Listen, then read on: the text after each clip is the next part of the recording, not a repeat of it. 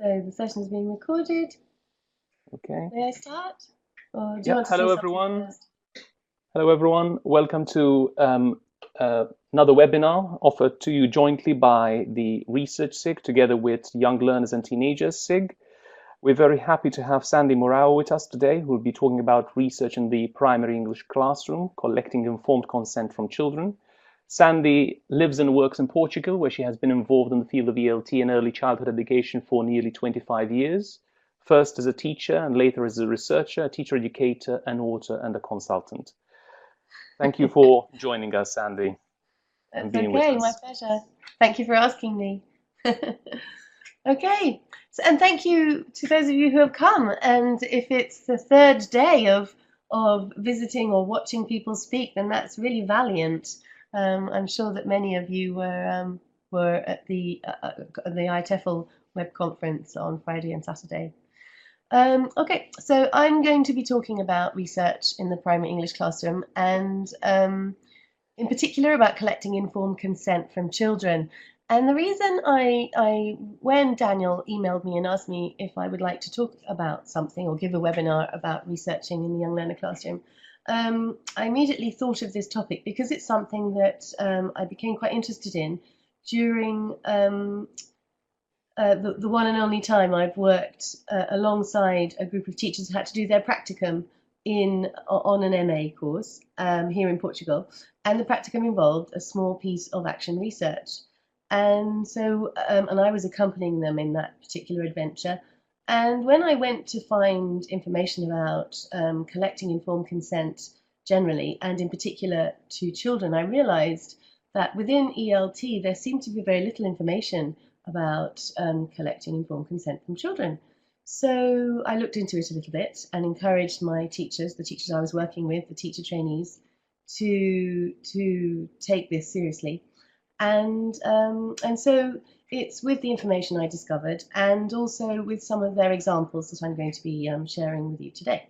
Okay, so let me just click here. There we go.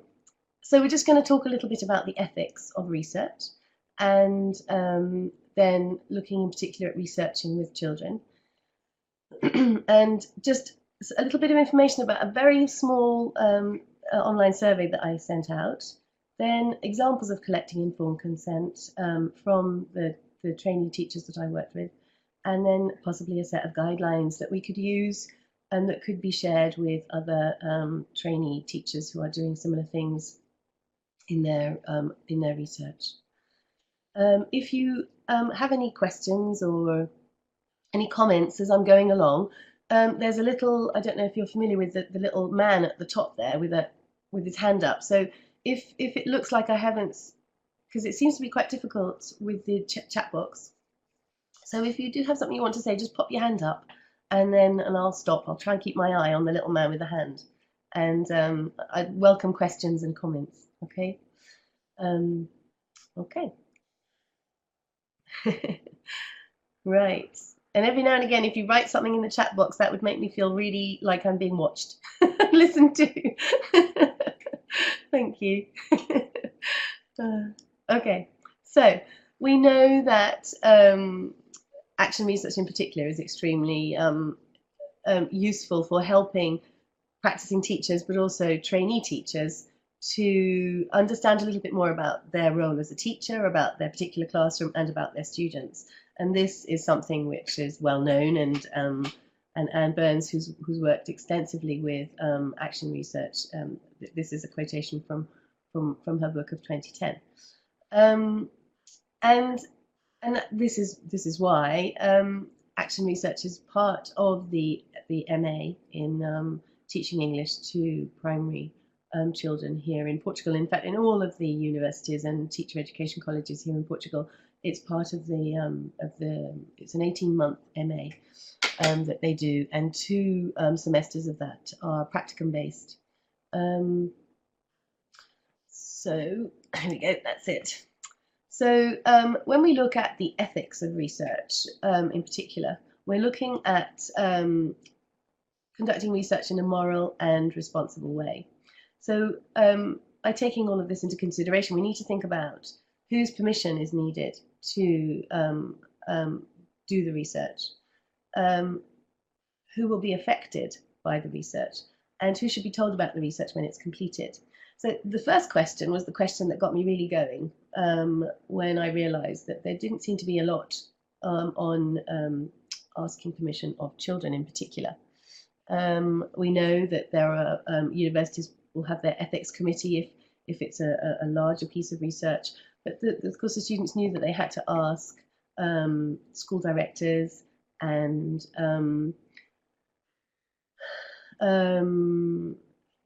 anyone else involved in the school community who was relevant to that in particular. So in some cases, the teachers also asked the classroom teachers that they were working with, and of course parents.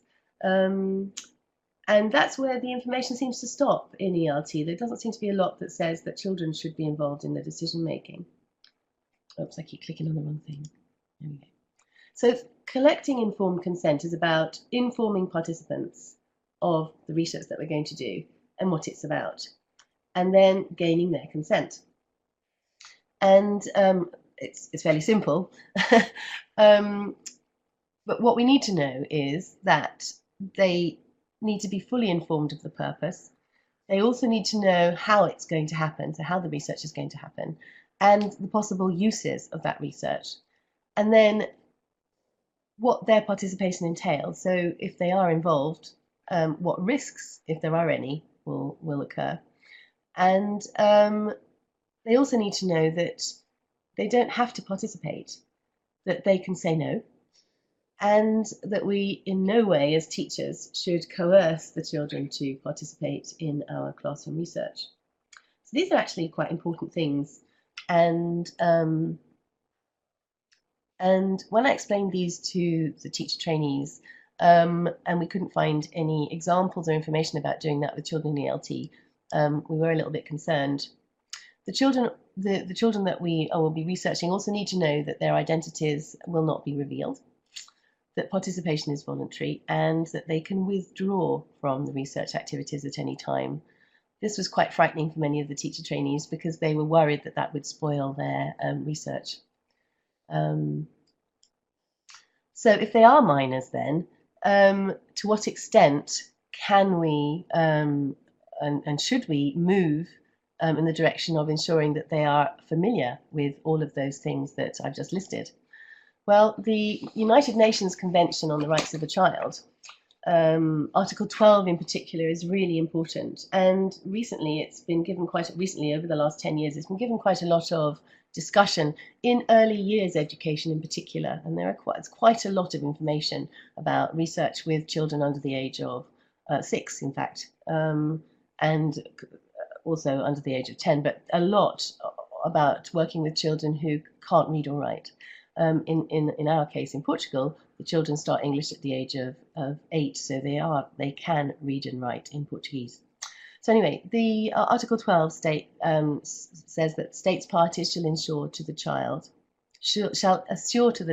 who is capable of forming his or her own views the right to express those views freely in all matters affecting the child, and the views of the child being given due weight in accordance with the age and maturity of the child. Now, in children's language, a little bit more friendly, and it also helps us to see it a little bit more clearly, we can say that all children have the right to be able to give their opinion when adults are making a decision that will affect them. And adults should take it seriously, it being their opinion. Okay? So, one of the problems with taking this article and putting it into practice is that it depends upon the cooperation of adults. And adult concerns often include, and I saw these reflected in my teacher trainees as well, skepticism that children are actually able to understand and give meaningful input in the sense that they really do understand what they're doing and are able to let the teacher know that they have understood the implications of the research in the classroom. There's also the fact that there's a lot of unease about undermining adult authority, and in this case, destabilizing research that the teacher wanted to do. There was a lot of concern about that. And also the fact that it involved additional effort, which and my teacher trainees were very concerned that they ought to be doing other things, but they were having to spend time in devoting to creating different ways of helping children see what their research was about. So these adult concerns have been referenced there by Laura Lundi, but I saw them mirrored in my teacher trainees' responses to having to take children's voices and views into consideration. So Laura Lundy highlights 4 areas of provision that we need to take into consideration if we really want to take Article 12 into consideration. And so we need to think about the space in the sense that they must be given opportunity to express their views, that they must be given a voice, so they are facilitated and helped to express their views. And this was something which my teacher trainees really struggled with. How are they able to give them their voice? Then the first 2 there looks at ensuring the child's right to express their view, and then audience and influence looks at that second part, that we recognise that the children have a right to say what they want to do. So the fact that their view must be listened to and that we must act upon it. So if a child decides that they don't want to be part of our study, then they are not part of our study, and that's it. They have the right. So according to Laura Lundy, and I think that we should all be taking this very seriously, respecting children's views is not just a model of good pedagogical practice. It's about a legally binding obligation. I don't know if any of you, yes, I know that Gail and Carol were at the webinar a month ago with Anna Maria Pinto. I wasn't able to see it live, but I watched it a week or so ago. Really interesting, and I really enjoyed. I always like listening to Anna Maria talk about her research with children. And she mentioned, or she talked about, a continuum of research with children, where there was research on children, where children tended to be the object of the study. The subject of the study, and very little very little interest was taken in their opinions or attitudes. Research about children, which tends to be probably the largest, possibly not, no, I think she said that research on was what happened most. But I'd like to think that we are looking at research about children, where we're beginning to see, trying to understand what they're doing, why they're doing it, and taking their views and voices seriously. Research with children, where they actually help in creating and being part of the decision process, maybe help you select certain items to go in your what you're looking for in the research, or deciding what to do with the research after. Or research by children, which is literally, they are co-researchers with you. So whatever research we're doing, whether it's research on, about, with, or by, we have to ensure that we respect children's rights, and that we ask them if they want to be involved or not.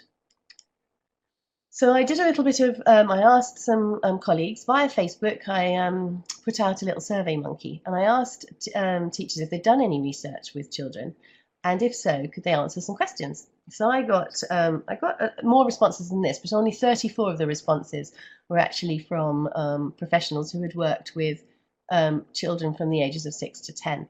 And as we can see here, that there's a wide variety of opportunities for research. So we could be researching as part of a professional development activity, or as a PhD research project, or an MA research project, or just a simple postgraduate diploma, or for some other reason. I wasn't quite sure what this other reason was, but it just said primary school, so I don't know. So most of the participants in the study were either doing professional development activities or MAs. And when I asked them if they had done research with children and asked informed consent, this is the array of responses. So the orange response shows that nearly a third of the respondents did not include informed consent at all in their research. Now, this might be for many reasons. I didn't go into the reasons. It might be because there's a system set up already and they didn't need to ask. But it does mean that they didn't ask the children. Then the yellow is so 9% of the respondents said that they didn't request. So they might have requested, well, they did request informed consent, but they didn't request from parents or children. So maybe they asked the school board or something like that. Then the grey one shows that the teachers asked informed consent from parents only, so 15%. So they didn't ask children's consent. So we're now looking at the 45 or 44% of the remaining participants who did include the children in their requesting informed consent approaches. So the green is asking children only, and the blue is asking informed consent of parents and children. Now, of course, we should ask, for any minor, we need to ask consent from the parents. So if the parents say no, then the researcher really can't ask the child. So some of this research might have been that, and the teacher asked the parents said no, so the child was not involved in the research, maybe. But it is worrying when we see that under a half of the teachers who responded to the survey had not actually asked children if they wanted to be involved, if they would mind being involved in their research. Okay. So in Portugal, again, I couldn't really find much information about researching the children in Portugal and the approaches to informed consent. But research with children in Portugal has actually been going on for quite a while. In particular, in the north, we have a really strong research group in two of the universities in Portugal, Universidade de Braga and Aveiro, and they look at autonomy, teacher and learner autonomy, and which implies the voice of the learner as well. And so this is taken from an article in Language Learning by Flávia Vieira and Maria Alfredo Moreira and Helena Peralta, and they talk about the participants' role in intervention studies being very active. They are asked to take part in decision-making and self-regulation, and also the evaluation of interventions, which is encouraging, but it is mainly with children from 10 to 18 years old. So nothing about children from 6 to 10. So if we take all of that information into consideration, what do children need to know then if we are to approach or if we are to prepare to get consent for them to be part of our study? Well, they need to know the purpose of our research. They need to know the methods that we are using to collect the data. They need to know the intended possible uses of the research. So maybe we will talk to other teachers about our research at conferences, or maybe we will write something about it. Our report, if we're doing an MA, so we might write, it'll be part of our report, or it might be an article, so a special paper that we're going to share with other people who can read it. They need to know that. What participation in the research actually entails. So what will they have to do? Will they be asked to fill in a questionnaire? Will they be filmed? Will they be recorded? Will their work be collected? What risks, if any, are involved?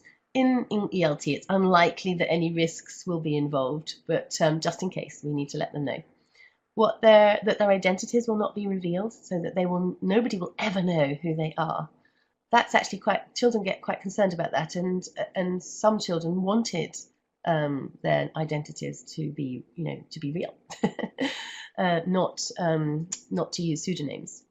That their participation is voluntary, that's really important, and that they can withdraw from the research activities at any time.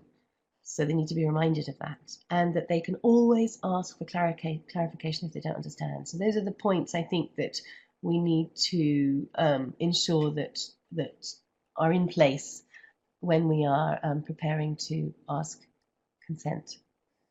Is everyone okay? Are there any questions or? Any comments so far? No? It's very strange not seeing anyone in the chat box writing anything, but I can actually see what you're writing if you want to write something.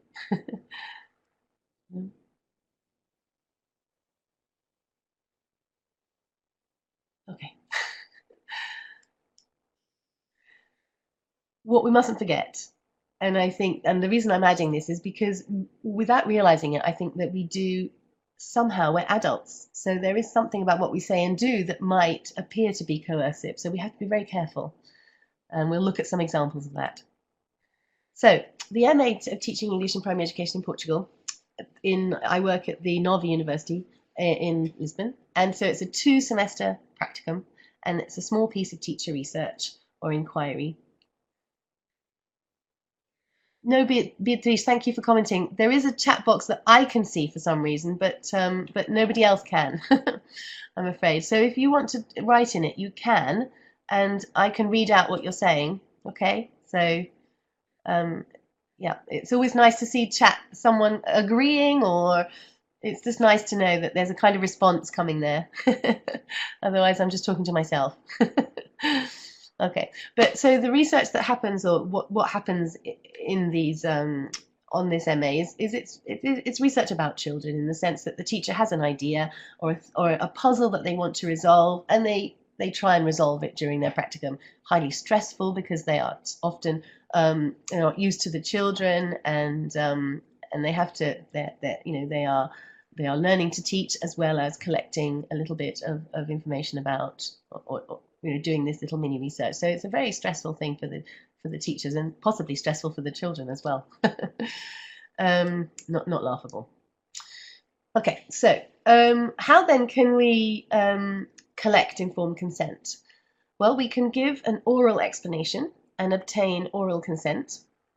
And in the little bit of research that I did with the teachers I mentioned earlier, more than half of the teachers said that they had done this. That you can give a written explanation and obtain oral consent. So, yeah, you can give an oral explanation and obtain written consent. You can give a written explanation and obtain written consent. So you can do that with the children in class, or you can do that and get them to take it home. And with their parents, they talk about it and decide whether they want to participate or not. So these were the 5 different ways that we thought about possibly going about obtaining informed consent. I don't know, can you? Okay, lovely. I've got a question here from Mary. Would you do this in their L1? Absolutely, I would do that in their L1. That's on my neck little bit there. Which language should we use? Thank you, Mary. Now, I suppose the choices would be the classroom language, and in Portugal, most of the children, that would be their L1, because immigration is still quite low. Whether you would do it in English or other language, and it would depend on your context and whether you had a lot of children who spoke other languages at home. But yes, I would do it in the classroom language. In this case, it was Portuguese, and all the teachers, all the trainee teachers, did use Portuguese. Because this was the language that the children would find, it'd be much easier for the children to understand what is being explained. This was another issue, actually, because it meant that a large portion of an English lesson was spent in Portuguese explaining a piece of research. And this frustrated the teachers to a certain extent, which is understandable when they only have a short number of lessons that they can use for their practicum. But, it's very important that the children understand exactly what's happening. Thanks, Mary. Good question. So the concerns and issues then would be, so how can we simplify the information that we're going to give the children? How can we do this in a child-friendly way? How do we know that the children have fully understood what we want them to know?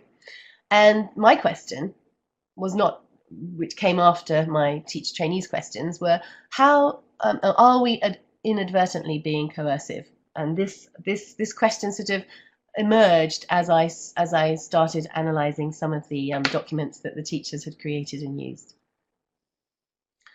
So let me just explain that yes, all of the teachers, I asked them all to create a written form. So they would have explained orally, but they also had to collect written consent from the children, and we looked at different ways that we could do that, which were child friendly. So they decided that it would be nice to have pictures in their not all of the teachers, trainee teachers did, but some of them decided they would like to have pictures to make the form more child friendly. So we had these kinds of pictures. One or two thought about using rebus images in the text. So you would have, for example, you've got here. So you might ask, how am I going to know all this? It's like this. Together we're going to do some questionnaires, and then there's a little picture there of a questionnaire to give your opinions, and then there's a little picture of a thinking bubble thing. And so a couple of the trainees did this. Well, that was quite interesting. Also, if you look at, so this is translated from the Portuguese. It was very, when some of the teachers used these kinds of texts, it was very much spoken language in writing. So, you've got things like, so you might ask, and it's like this. So that was really interesting.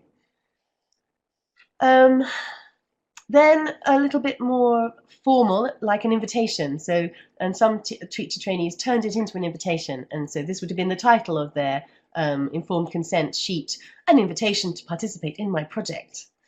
And so this would contain things like, I would like to invite you to join me. I am a student like you on a master's to be an English teacher to teach lots of children. So here you've got the teacher trainee trying to help the students see what it's like to be doing a piece of study as an adult, and helping them see that it's like learning at school, which is kind of nice. I'm here to ask you if you want to participate in the experience. We will use beautiful stories to help us learn English. So this is another kind of invitation, but tempting the children there by saying that we will use beautiful stories to help us learn English. This particular trainee's project is about, she's still doing it, is about using stories in the classroom.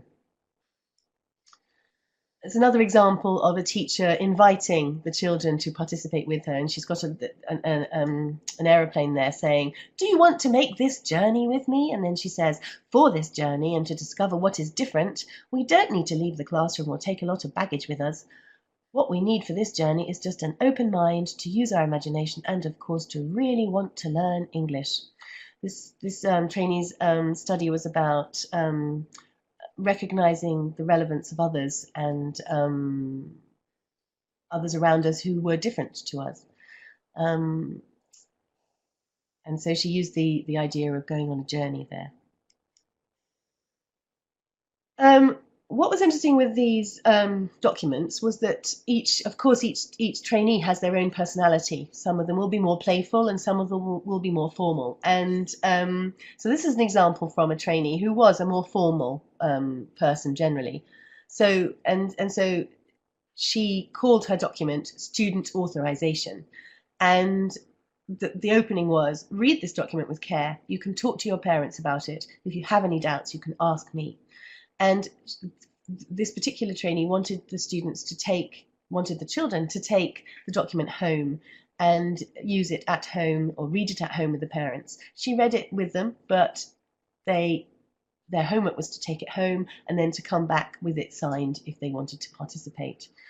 She was very formal, but she was also very clear about her instructions. And in fact, after looking, when you compare them all, I think that the more formal, the clearer, the simplest forms were those which were not full of images or trying to be flowery language, and these worked very well.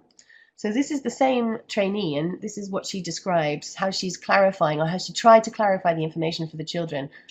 So I would like you to be part of my study, but before this, it's important that you know what will happen. If you decide to participate and your parents give permission, I will ask you to fill in a questionnaire, complete some worksheets related to my study, and talk about the results of the questionnaires and give your opinions. I will also take photographs or photos of your completed worksheets. This study could help you discover the way you learn best and use this knowledge to improve your learning. So she's very clearly stated what she wants, what the children will have to do. So she's following those indications there for the consent. And I like this one very much. That's why I'm sharing it with you. It was really, really clear, and the children understood it perfectly.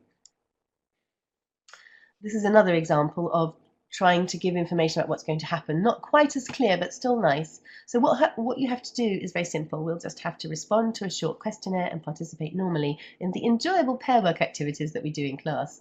The results of the questionnaires, the assessment of the pair work activities, and the observations I will make during our lessons will be used in my project. So because that isn't actually in bullet points, it's not as clear, but this teacher didn't seem to have any problems, and the children, in fact, all the children in this trainees group accepted to participate. Again, another nice ways of writing. So the trainee here, your participation is voluntary, and then she rephrases it. This means you decide if you participate or not. So she gives the more formal language, and then she uses, she paraphrases and makes it simple for the children. So that was an interesting strategy. Some more examples there where we're actually using the words pseudonym. So your name or picture will never appear in my project. You can invent a name for yourself. And if you don't do this, I will use a code number so I can identify you. And in fact, all of the teachers, all of the trainees got the children to choose their own pseudonym, which was a lovely activity. And we'll look at how they did that in a minute. This teacher, again, very similar. So I need your authorization. So quite a formal thing there, to record our lessons, to observe and make notes. So later I can write my report for my masters and maybe share the information in conferences and articles. Now I question whether the children really understand what conferences and articles are, and it's probable that when he explained it, that he would have paraphrased that. I would have hoped so. I would have hoped so anyway. One of the trainees who likes to be systematic, she likes schemes of things and visuals, and she used a PowerPoint, and the reference there to her work is here. And so she wanted to look at reflection to help learner cognition, to develop learner cognition. And so she showed the children what it was that she was trying to understand in her study using this particular image there. And she felt it was a very successful support, very useful for her to show the children, and she was certain that it helped the children understand what was going on. So there were the key terms, as you can see: self-awareness, cognitive awareness, learning strategies, and metacognitive strategies. But then she's got those simple questions: who am I? And then she's got that in Portuguese. And she will have taken this from Gail and Naiv's book, Ellis and Ibrahim, the Teaching Children to Learn book. So oh, thank you, Jen. Thank you for telling me it's clear. So, Gail, I hope that you appreciate this, because it's pretty much taken from your book on that. We'll be hearing again from this is Paula Cravo. We'll be hearing from her again in a minute. Okay. So what else? Okay, right. Now this is so what I've shown you so far is the trainees describing what they wanted to do in the consent form.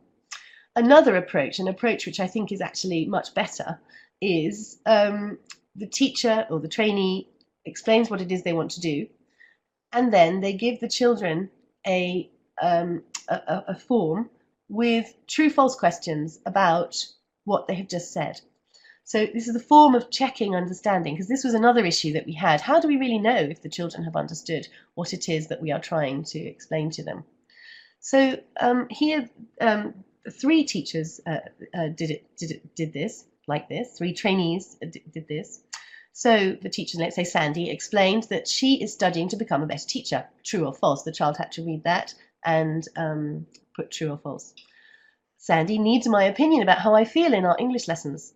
This particular teacher was doing a study about affect and the influences of how a teacher acted in the lessons to how the child felt in the lessons. Really interesting study.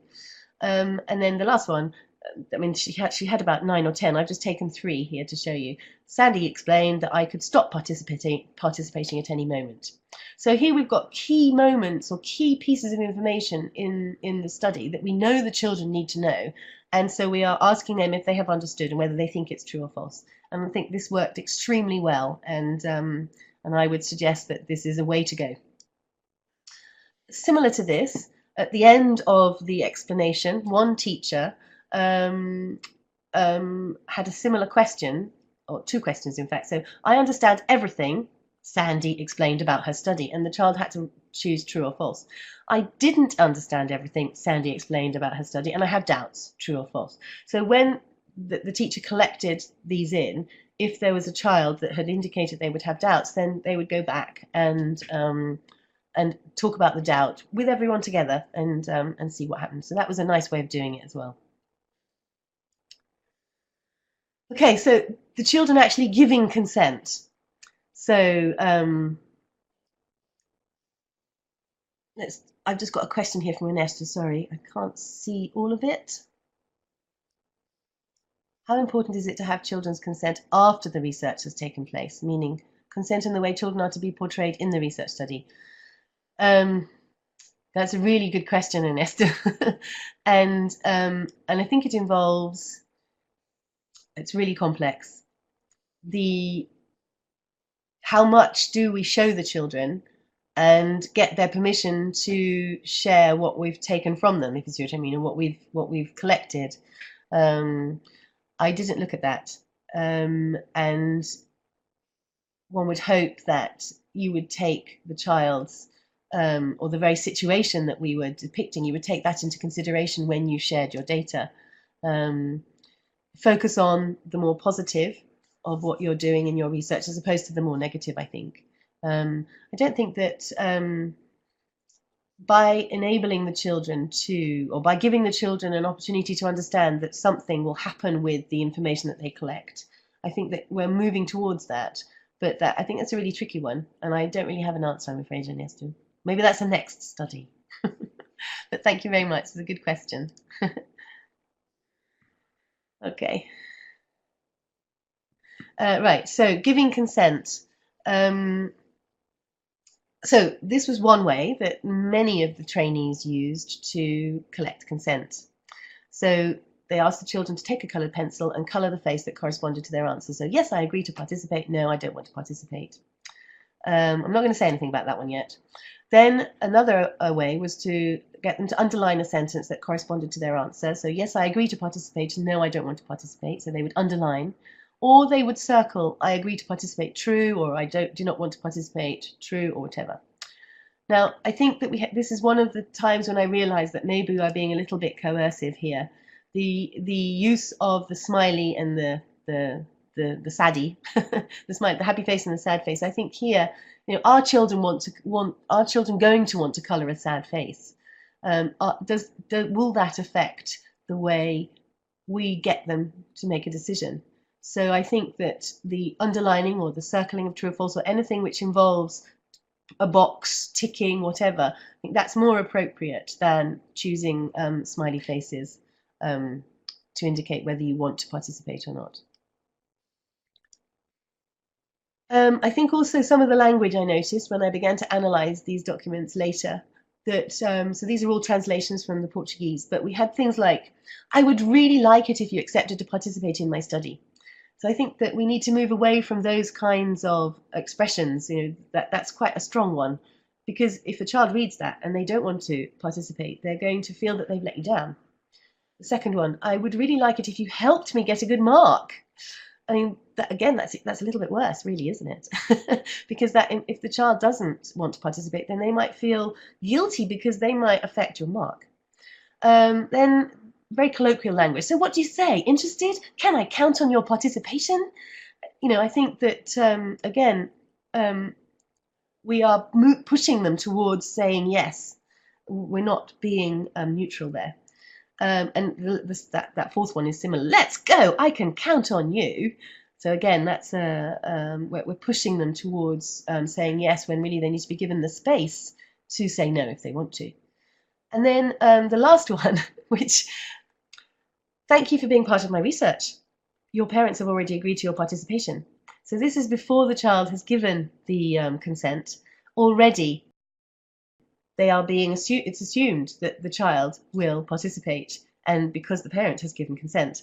So we have to be extremely careful about the kind of language and the way we word things when we are giving these or creating these letters of consent. Okay. So that's a sort of overview of how the teachers went about explaining to the children and some of the issues that arose. Then, so that the children were given an opportunity to be, a little bit part of the study, because it was only 3 months, and the teachers were really stressed about, teaching and researching. But together we decided that it would be really nice if the children could decide on a name that they would be able to use, so they would be represented by in their in the teacher's study. So this is just an example of what one of the teachers said or wrote. So to have a pseudonym, choose an animal that starts with the first letter of your name and write it here. Now, they explained what the word pseudonym meant, and the children really liked that word, and it did make them feel quite important, and they had lots of fun choosing different names. This is another example. So as Sandie is not going to use your real name, you can choose a name for the study. So my name for the study is, and then the child had to write their name, and it could be an animal, a hero, a colour, or a flower. And then they had to sign. This again was really exciting. It made the children feel extremely important that they could sign to give consent. So you're probably thinking, well, did any children say no? Well, yes, they did. I don't have the results from all of the teachers. They haven't all told me, but about 6 in one class. 3 children didn't want to participate. In another class, 2 children didn't want to participate, and in another class, 1 child didn't. In the others, they all wanted to participate. So that's fine. That's their right, and they participate in the activities that the trainee teacher did, but their results, their information that was collected, was not included in the analysis. It was as simple as that. Now, key is reminding the children that they are in your study and that they can, decide to not participate if they want to. And did any children decide halfway not to participate? Yes, they did. Only in one group, and it did upset the trainee, but it's the child's right. So, we've given them that option. It is what you need to do when you are researching with anyone, and so they have the right to say they no longer want to participate. So we've looked at whose permission is needed for the research. We mentioned who will be affected by the research, in the sense that perhaps I didn't mention it enough, but the children need to understand that research, who it will reach. So I've mentioned the fact that they should be told if it's going to be shared in conferences. So it might help teachers teach better. Or it might help learners like you, children like you, have a better experience in English. So that can be explained to the children. But who should be told about the research when it's completed? Well, I hope that you think that the children should be included in that as well. And this was the teachers, or the trainees that I worked with, were encouraged to do that. But only one was able to do it. And this is what she wrote when I asked her to explain what happened. This is what I wrote. This is what she wrote to me. Equally important to asking their consent, though, is to explain how useful their contribution will be for the study, and to explain and remind them regularly what your study is about. Because my topic was rather complex, I simplified the language and prepared a PowerPoint slide to present it. Then I regularly explained how important each questionnaire and other research tools were for my study. In the end of the study, I presented my conclusions to them in a somewhat formal way, as to make them understand how important, even central, that they were. So this is what she explained to the children when she had finished her research. She had defended. They have in Portugal, you have a jury, and you have to defend your report. So she defended her report extremely well. She got an excellent mark, and so she went to the children and she explained exactly, what had happened, and shared with them what she had discovered. So this is just a brief points. Paula actually sent me a huge long email of all the different things that she talked about. But so she reminded them what her main aims were of the study. She told them about the process of analysing the data. So she said that she had to count all the yeses, and she had to compare different things that she had seen at the beginning and seen at the end. And then she told them that only after she had analysed the data did she really understand, what had happened. She shared some of the results with the children that showed how they had developed through her study. And she also told them that we can still do things better, that they were definitely doing things better, but they could do things even better, which I thought was really nice. And then she thanked them for being part of her study and helping her.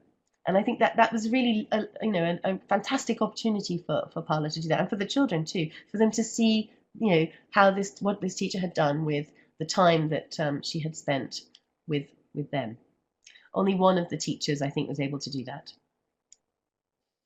So I asked the trainees' opinions. I said, do you really think it's important to collect informed consent? And just a selection of some of the responses I got from these trainees. So it's a way of showing that we, the teachers, respect and value the children's opinions. Learners willing to participate are more committed to what they do, as if they feel they are part of something bigger that will go on in their classroom walls. Usually children like to help, and our request makes them feel important and grown up. So thank you for that, Sophia. Then Salome said they get more motivated, and they also work harder to achieve the goals, as they feel that they have a crucial role in all this process. And then Graça says, I think that children feel the importance of their role in the research when we ask their consent. This was a message that came from almost everyone, was that the fact that the children, wow, we are part of this and we are being taken into consideration.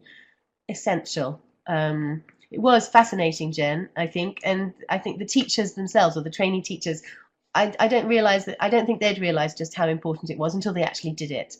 So and that's why I really want to share this, because I think it's very, very relevant for today, for today's world. Okay, so consulting children and recognising their rights improves the teaching and learning and fosters a more democratic school ethos. Now, this is from Laura Lundi, but without a doubt, this has come out of the activity that the teacher trainees were doing in their classroom too. And Paula Cravo, the teacher trainee who shared her experience of sharing the results with her students, she likes diagrams, and so she sent me something that's a little bit like this, which I've adapted, and I think it's really useful, because it helps us see that we need to explain the study to the children, so we give them the information. Then we need to ask their consent, because we respect the child. Then we give them a feeling of involvement, but also we continue to respect them, because we remind them about the aims of our study, but we also remind them of their voluntary participation, and that they don't have to be there if they don't want to be. So that needs to be consistent, because it will help you as a researcher. They will be clear about what it is you're doing with them, but it will also help the children see that they have a voice. And then, of course, by sharing the results with the children, you're not only participating what happened, but you're also showing the children that you have accomplished something for you, which was huge, but also for the children, they have accomplished this fantastic thing. So I think that's a really useful little diagram there, which I've adapted, but it's basically Paula's, so thanks for that, Paula. So just to bring it all into the kinds of things I think that or the information I think that I've collected there and possibly useful to share with other teacher educators to pass on to their teacher trainees. So I think I would advise giving an oral explanation. So we're using child-friendly, considered terminology. So be aware of the terms that we are familiar with and how we can make those understandable for children. Use visuals to help children understand. So maybe in a PowerPoint, you can have a scheme of sorts that will help the children see what's going on. Check understanding. So once you've explained, your form that they will eventually sign is about checking their understanding with these true-false statements. I think that's a really, really excellent approach. To be careful with smileys and emoticons, and also to be careful with inadvertent coercion. We've got to really think about what it is we're saying and writing on that piece of paper, and what effect it will have to a child who is reading it or having it read to them. Then invite the children to choose code names. I think that's a lovely way of, helping them or making them feel that they are part of your study. Remind them of their voluntary participation often. Remind the children of the aims of your study often. That will help your study more than anything. And share the results with them if you can. So those are the key points that I think that I would like to pass on. So coming to an end here. Research in the primary English classroom is becoming increasingly part of teacher education and teacher professional development, thankfully, even though it's still a very small percentage of primary English teachers are doing research in the classroom in comparison to other levels. But it is growing in number. However, and because of that, we need to take enormous care. And Pia Christensen and Alan Prout talk about an ethical symmetry, where children and adults should be afforded equal considerations in research because they are human beings, not because they are children and adults. Because they are human beings, they need to be considered as human beings. But as researchers in the primary English classroom, it means that we have to enter a dialogue that recognizes the commonality about children being human beings like adults, but also honors the difference. If they are children, then we need to approach the way we help them see what's happening in our research in a completely different way. So that's essential too. So, as I said earlier, children need to be given the space so that they can have the opportunity to express a view. They need to be given their voice so that they can tell you and show you what it is that they want or don't want to do. We have to listen to that voice, and we must act upon what we hear them say or see them do. Really, really important. So, thank you to my students, my teacher trainees at Nova University, who brilliant.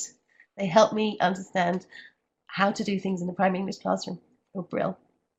And thank you for listening. And have you got any questions? Thank you so much, Sandie. If there's anyone who would like to write a question, we can still see your question, despite the fact that you might not be able to see those of others.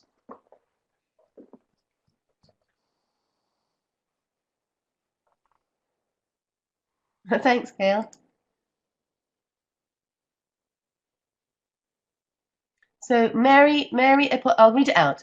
Mary says, thank you for a great presentation. I learned a lot and it will definitely come in handy for my current context. I do have a general question about research for children. Do you have any advice for beginner research who work in lower secondary contexts where research is strongly encouraged by administration? And I'm not sure what you mean by advice, in the sense that get on and do it. I don't know. Are you talking about asking consent? If it is about asking consent, then pretty much you probably don't need to be quite so careful about the language you use, but you still need to go through those stages that I think that I've explained, so that the students know what's happening and they are given the right to say they don't want to participate. So that's really my advice there. Yeah. Okay. Carol writes. Oops. Okay. This is really. So, how would you approach this area with pre-up? Oh, lovely. Thank you, Carol. Pre-literate children. Brilliant. Well, I think that we can definitely do it orally, and this was something I did with my PhD because I was working with 3 to 6 year olds. And back in 2008 when I asked their consent, but I think I would do it differently now. I would use image a lot more, and I would get them to draw how they feel. So if they wanted to participate in my study, after I tried to explain to them, I would get them to draw a face of sorts and show how they feel about participating in my study.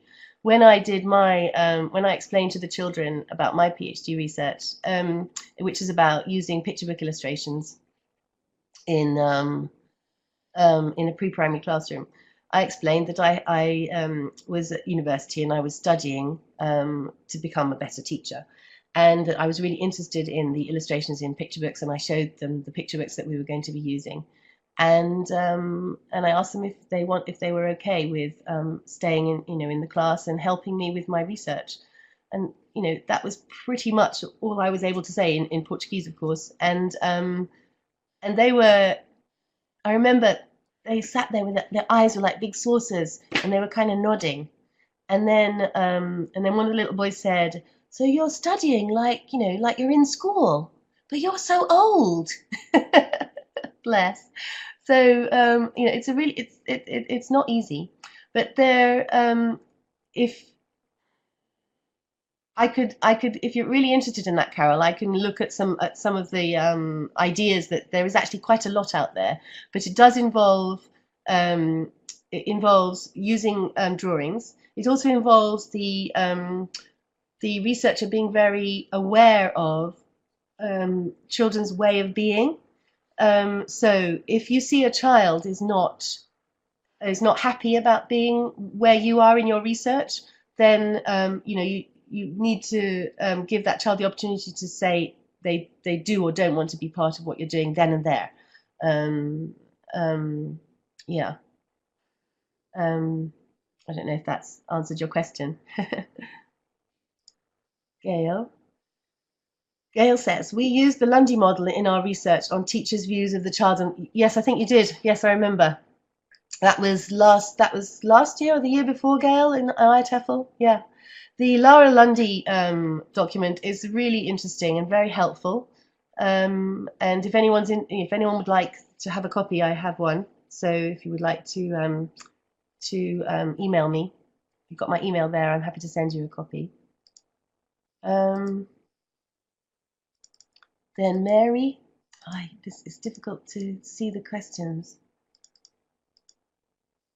Consent and further resources to look into. Mary, are you asking? I can only see part of your question. I can see consent and further resources to look into. No, I can't see any more. I've got some resources. The resources that I looked at, the references that I've used are here. So if that's any help. Thank you very much, Ernesto. Okay. And Gail, yes, it was last year at IATEFL. Okay, lovely. And Carol. Okay, I'll send you the Laura Lundy document. Yeah, that's fine. Yeah. Okay. Any more questions? Carol, Jen. Thank you, Sandie. Very clear and interesting. Not really my field, but makes me want to go and do some research. Great. Because it can be the most amazing experience. So do try it if you can. And even though I know that my teacher trainees found it extremely stressful, they were so proud when they got to the end. Thanks so much, Sandie. On behalf of YLTSIG and Okay. YLTSIG, I'd like to thank you Think for a very interesting webinar on a really interesting topic.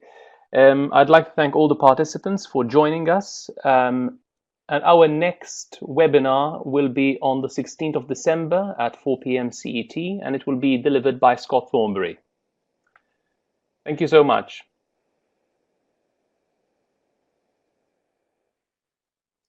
I thank you all. Thank you very much, everyone. Have a good rest of Sunday. Bye-bye.